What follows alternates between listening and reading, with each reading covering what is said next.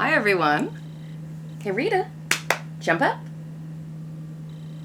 She never does it on cue. Not when the camera's rolling. Come here. A little something. Come on, jump up. Today is day 5. Come on, jump up. All the way. Here we go. Today is day 5 of quarantine for me. It is Wednesday, March 25th. And, why yes, I did dye my hair today. I don't know how well those pink fingers are showing up, but in this room they are bright pink. Kind of off the subject, but it has long since occurred to me. Like when I started doing my hair like this 5 years ago with the stars stenciled in, that if there is ever an apocalypse, I'm going to start looking pretty strange about 5 weeks into it. So I guess we'll see how long the hair holds up for. But yeah, and I haven't really shown it out, but shown it off. But what I have is a mohawk that's down, which I actually haven't put up since I had it shaved. But yeah, hey, we have a quarantine, and I have one of my last purchases was to get some hair supplies, so I guess we'll see how that goes. But yeah, welcome. And sorry, just to wrap up the hair thing, what I am gonna do is, as it grows out, the stars are always what starts to look really weird when it gets shaggy, but I have my own clippers, and I'm going to ultimately, I'll shave the sides off first and still leave the mohawk, but the roots are going to get pretty bad on that too, and I'll just chop the whole thing off, and I will either shave it completely and just experiment with being a bald queen for a little while, or I think what I might want to do is, as long as I am not going out in public, I might try and do something completely wild and crazy with my own hair, and then if that doesn't work, then shave it. Shaving, leave shaving as the fail-safe. Anyway, so yeah, as for today's developments, I mean, I don't have the numbers, but basically the virus continues to spread. More people are dying from it. The World Health Organization has said that America is in danger of being the next hotspot. We're pretty definitely gonna hit it. It's just spreading really, really quickly here. New Orleans is actually one of the new epicenters, because they had Mardi Gras there just a month ago. There's 1 million people from all over the world, and then here we are. But yeah, New York City is the other place that is just getting creamed, and Governor Cuomo is working very hard to manage the situation, but it's going to be bad no matter what. On the local level, people in Austin are still, the lockdown took effect at, shelter in place, the more gentle euphemism, took effect at midnight. And, I mean, on a lot of levels it's very effective, but there are definitely the growing pains, people who are still figuring out what that means for them, and that, yes, they really do need to do that. Some people were in trouble at not the public park part of Barton Springs, but the free runoff area. There were a lot of people swimming there who were all clumped together, and it was pretty crowded, so they're gonna, I don't know, just take steps, keep educating. I did see live feeds of downtown. Streets are definitely pretty empty. I mean, there's some traffic. I mean, people are still allowed to go to essential services, whether they're using the services or providing them. And let me think. And back to national news. Trump walked back, thankfully, his goal of having the country, up and running back by Easter. That was alarming, and he alarmed a number of his own people with that. So yeah, that's good that he's walking it back a little. And then on more alarming news, though, so Governor Cuomo has been critical to the slow federal response, and he keeps requesting supplies and things they need to keep people alive. And of course, he's a Democrat, and this is not the appropriate time, if there ever is one, to be petty about stuff. But Rolling Stone reported yesterday, although I only saw it today, that Trump said, and this is the actual quote, talking about Governor Cuomo criticizing him, "It's a two-way street. They have to treat us well also. They can't say, oh, gee, we should get this, we should get that," basically implying that if Governor Cuomo isn't nice enough to him, they may not get the ventilators they need to keep people alive. And the thing is, that's really the way he thinks. I don't have an issue with Trump because I think he's basically a good guy and we just disagree on some stuff. I think he is a horrible person who would let innocent people die because he had a grudge with their governor for criticizing him. And I really hope that there are people in place to prevent that from happening. And in even more bizarre Trump news, his approval rating, according to Gallup, just hit an all-time high, which is still only 49%, but it actually went up from 43% a month ago, and it's tied for he's had it exactly this high one time before, which was right after the Senate acquitted him in his impeachment hearings. So that is mind-boggling, because he has just handled this so poorly, like inflaming hate crimes against people, spouting constant misinformation. Remember March 6th, he was telling everyone, oh, there are lots of tests, literally the most beautiful tests you've ever seen. Anyone who wants a test can get a test. Here we are on the 25th, and people still can't get tested. I understand that in times of crisis, people tend to rally around their leaders, but I don't know. That's, in this case, feels like a very strange response. But anyway, oh yeah, and then in other national news, Texas and Florida are refusing to do lockdowns. Basically, apparently Texas conservatives are just the whole, bad for business. We wouldn't want to do anything to harm the almighty dollar, or more specifically, the almighty dollars they want in their pockets. And in Florida, it was even worse. Like, their governor's really, I forget his name, but he's really talking at length about how he just point blank. This is the same guy who had the beaches completely packed out during spring break. I mean, it's just so irresponsible, especially given that Florida is like the retirement capital of the country. It was only last week, but in another 2 or 3 weeks, they were going to have such an outbreak, I don't know how that's going to play out. And then, just to wrap it up with, celebrity coronavirus cases. Of course, Tom Hanks and his wife Rita Wilson were the first 2 celebrities to contract the virus.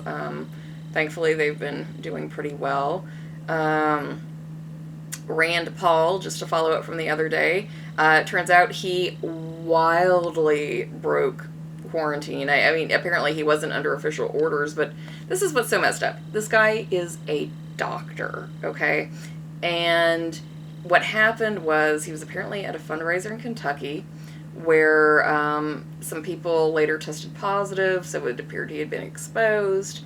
So he got the test, but since he felt fine, he just kept going to the Senate and working out in the Senate gym and sitting with all of his buddies at the lunch table, and now he's defending it, saying, well, I felt fine. It's just like, what if he just wiped out our government? I mean, it seems probable that he has infected some people, and even if they are not people that you like who vote things differently, we're going to be in trouble if a substantial part of our government is incapacitated and or dies. Oh, and I guess also just to hit on another, you know, related congressional note, they're working on passing a bill to provide relief. Fortunately, the Democrats seem to have successfully negotiated the safeguards on, businesses just using it for buying back their own stock and then giving all the executives at the top bonuses like they did the last time there were bailouts back in 2008. And they, more to the point though, they had they were able to put a lot of things in there to help the poorest people, and just help, and even like middle class. I mean, just it was pretty light in those regards. So hopefully they're passing that tomorrow. And then back to celebrity people who have it. Prince Charles, it turns out, today has it, and I don't know how old he is, but he's definitely a little up there. And obviously the Queen, his mom, is very old. So I guess we'll see what happens there. I mean, at least they have access to the best healthcare money can buy. I mean, they're one of the richest families in the entire world. And then on a heartbreaking note, Terrence McNally died from it yesterday, and he was, very famous gay playwright. I think he wrote like 25 or 30 plays over the course of his career. He won multiple Tonys. He was 81 years old, and that one's actually a semi-personal note for me. I did not know him, but a good friend of mine has known him his entire life because Terrence McNally dated his mom when the two of them were in high school, and then they just became lifelong friends, and so he grew up with Terrence McNally in his life, which helped him, to come out as a teenager. And I just can't believe that, like, I was on the phone with him just a few days before saying, how concerned I was that people I loved were gonna die. And he was the one who was comforting me, and just wound up being the other way around, at least at this moment. So that makes me sad, but I don't want to end on a sad note, so I'm going to tell you about what I'm cooking. I am looking forward to cooking a lot of really good stuff during this. I really like cooking, but I've been so busy for the last few days. I've just been doing like frozen food or stuff out of a can. But I'm almost done with all of like my I need to do this and then I can relax stuff. I just have to file some health insurance reimbursement claims at this point. And but yeah, I'm about to be at the point where I can just start just free fall and relax and tackle projects that have been on the back burner for a while. And anyway, I love cooking, and I have all the time in the world to chop now. It's the most time consuming part. And anyway, so yeah, tonight I am making it doesn't have a proper name, but basically it's lentils. I'm just going to describe the recipe. You take red lentils and you simmer them with onions, garlic, and ginger, and eventually add some jumbo shrimp, which you already... Oh, sorry. Jumbo shrimp, which you cook in a separate pan just to get them really well seasoned. I'm using... and I still don't know if I'm saying this right because I've only ever read it, but garam masala sauce, powder, and and you add coconut milk to it as well, and spinach, and lemon, and salt, and turmeric. And anyway, that is great because lentils, if you're familiar with them, you can make a large batch and it just lasts forever. Like, that stuff just doesn't go bad. I don't know why, but yeah, it really ages well. And, without even having to freeze it, it'll be good for a week in the fridge. And then tomorrow, at least that's the plan, am planning on making some Thai coconut soup. which is basically mushrooms, ginger. I feel like there's a few other things, and then coconut. I guess, rattle off the recipe when I make it. But yeah, right now I actually am looking at trying to make some batches of stuff to hurry up and freeze, because I have some produce that I just want to use before it goes bad, and making large batches of things and then freezing it seems to be the way to go. And I am aware that it is possible to get groceries delivered, but I just feel like even that, you don't know. I mean, the people who are delivering groceries are doing that professionally full time, and so they're being constantly exposed to lots of other people all day, and they're unfortunately at risk for contracting this illness. So I'm just trying to hold out for a while, especially while people are still figuring out the social distancing thing. Like, people just have to get better at it, but it's still in the really early stages, so I'm not seriously faulting anyone for it. But anyway, yes, I will have lots of cooking adventures, and I look forward to talking about them. Although I worry about getting too graphic because I am a little lucky to have the time and resources to cook. But that's why I got lentils. They don't go bad. But I mean, I guess eventually the onions would or something. But I don't know. Let's see. I think I covered everything. Let's just wrap it up with Rita. Rita? She's looking at me. I'm gonna get her ball. Hang on. Hey, Rita. Come on, Rita. Alright, come on. Jump up. Jump up. Oh. It's her favorite toy. Jump up. Come on. Oh, good girl. What's this? Oh, what's this? Come on. Alright. I guess I'm going to have to bribe her with treats in the, Uh-oh. Sorry, that camera's perched a little precariously. Oh, and by the way, yes, those are a bunch of dicks on the flying saucer. That's why it's a famous piece of art in queer Austin. It was near the entrance in at the Q, which is the Queer Sexual Health Center. Anyway, oh, here. I am going to go ahead and move this. Hey, Rita. Where's the ball? Just to put a little bit of a cute animal video at the very end. She's so adorable.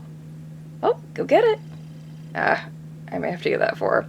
All right, Rita says goodbye, and so do I.